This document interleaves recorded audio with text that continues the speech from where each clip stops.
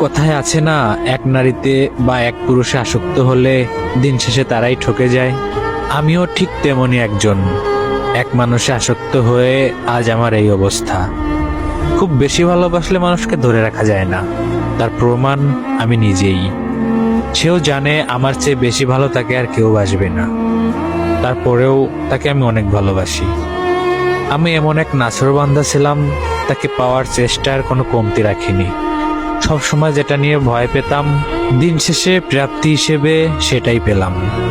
এক আকাশ সমান কষ্ট নিয়ে খালি হাতে ফিরে আসা মানুষটাই আমি।